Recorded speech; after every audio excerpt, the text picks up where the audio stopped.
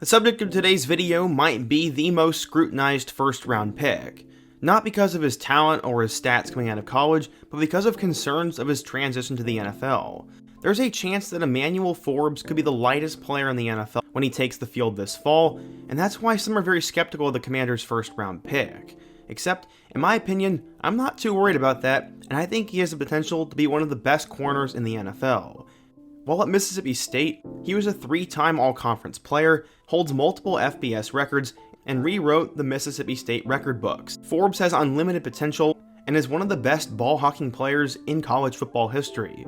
In today's video, I want to talk about the insane rise of Emmanuel Forbes, go through his college career at Mississippi State, why scouts are nervous, and why some think he has an unlimited ceiling. But before we get started, be sure to leave a like if you want to support today's video, subscribe if you're new and love college football content, and let me know what player from this year's draft I can cover next. Now, let's get started and talk about the insane rise of Emmanuel Forbes. Going back in time, Forbes grew up in Grenada, Mississippi, a small town known for its athletes and blues musicians. Growing up as the 9th of 10 children, Forbes said he learned sports by watching his older brothers. If he tried to jump in, they taught him what it took to win through tough love. AKA, he got beaten up and always lost. He played every sport growing up and eventually saw it as his future. He said, quote, "I thought of playing in the NFL since the first time I stepped on a football field. It was either that or playing baseball the rest of my life. Once I wasn't able to play baseball, it became reality that I really wanted to play football, and it's something I just pursued my whole life." Forbes was always an insane athlete, and in middle school, people in the town knew he could be a special player. By the time he did arrive at high school, Grenada's football program had a foundation of NFL players that their incoming players could look at as role models. Jannard Avery played for the Buccaneers, Tyree Phillips is with the Giants, and J.J. Russell is also at Tampa Bay. Those guys all showed signs early on that they could be future Sunday players, and Forbes was the same way. His head coach said, quote, "Emmanuel was probably one of the most talented kids I've ever coached. He had elite ball skills and an ability to find the ball in key situations." Forbes played football, baseball, and basketball, and on the football field, he played both wide receiver and safety. His coach realized that in his very first start his sophomore year, he had some concerns. He was very worried about starting a skinny, lean, slender kid who did not look the part at all. They were playing at a really high level, but those concerns were really wiped away in a matter of hours, he said. He said, quote, "He made so many tackles and plays that game, and it was very eye-opening for a 10th grader. It was his first high school game against a high-level opponent, and you knew this kid could play." He recalled Forbes' ability to diagnose plays in real time, and those same things the upperclassmen on the team just were not doing. Basically, before the game, his coach would tell Forbes to shadow the best player on the team, and it didn't matter whether it was the slot receiver, the deep threat, or the running back, Forbes made sure he had him covered. His coach said, quote, "He made it so much easier for us defensively. We could put him in somewhere, and he would just shut down the entire field." Eventually, he started to blossom as one of the top wide receivers in the state of Mississippi, and was praised for his relentless motor and natural talent. He was a very tough kid to crack, and his cousin remembers only 2 times where he cried.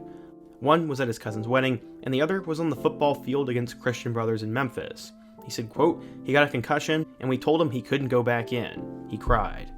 Forbes would finish his Grenada career with 141 tackles and 16 picks, and in those 3 years, he was everything the team needed.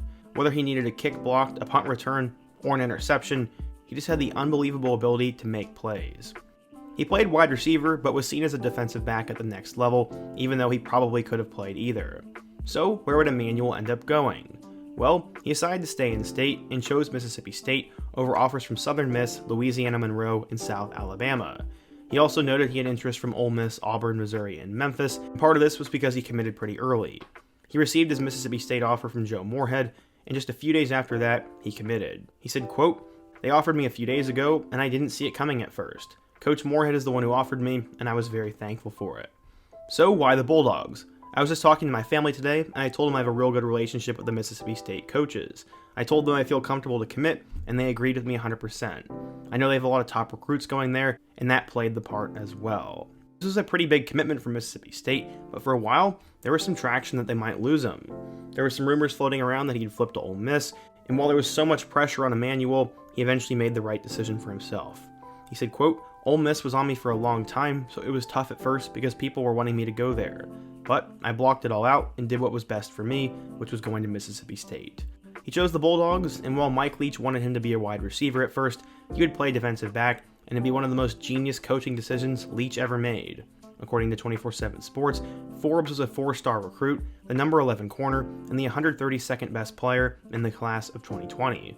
So, how would he end up doing in Starkville? When Forbes arrived at Mississippi State, there was a decent amount of hype to him because he was a pretty big recruit, but no one expected him to have the kind of season he had. In 2020, he had 44 total tackles and 5 interceptions. 3 of those 5 picks went back for touchdowns, and that truly impacts the game. At the end of the year, he received multiple accolades, including being named to the 2020 Freshman All-SEC team and a true Freshman All-American, according to 24/7 Sports. His best game was by far against Missouri, as he had 7 tackles and 2 interceptions, one of which did end up going for that pick 6. While Forbes made it look easy, it was a major change for him. He said, quote, "No question, the speed of the game is much different than high school. It was an adjustment period early in my career, and now I feel like the game has slowed down for me." In 2021, Forbes would once again return and had a pretty big season. He had 11 tackles in a win over NC State and had interceptions against both Memphis and LSU, both of which they lost by a combined 5 points. He had another interception a couple weeks later against Vanderbilt, and then ended up helping Mississippi State get to a bowl game. The Bulldogs went 7-5 in the regular season before they'd play against Texas Tech in the Liberty Bowl. He finished the 2021 season with 59 tackles, 1 sack, 1 forced fumble, and 3 interceptions. While it was a little bit of a disappointing season compared to what he did in 2020, he was going to be back and better than ever in 2022. He was named to multiple preseason watch lists and was expected to be one of the top corners in the SEC. He was also on draft boards, and his 2022 season would only solidify himself as a future first or second round pick. In his second game against Arizona, he recorded an interception, and then a couple weeks later against number 17 Texas A&M would have another pick 6. They'd end up beating the Aggies 42-24, and then he'd go on a tear to finish the year. He had an interception and a win over Arkansas, a 59-yard pick 6 against Kentucky, and then he made history against East Tennessee. In that game, he had an 82-yard pick 6, and he ended up breaking the FBS record for most pick 6s in a career. He'd finished the 2022 season with 46 tackles, 6 picks, 3 of which went to the house. After breaking the record against ETSU, he said, quote, "It was a goal I had coming out of high school. It was a really cool moment to break the record in front of my family and all the great fans here at Mississippi State."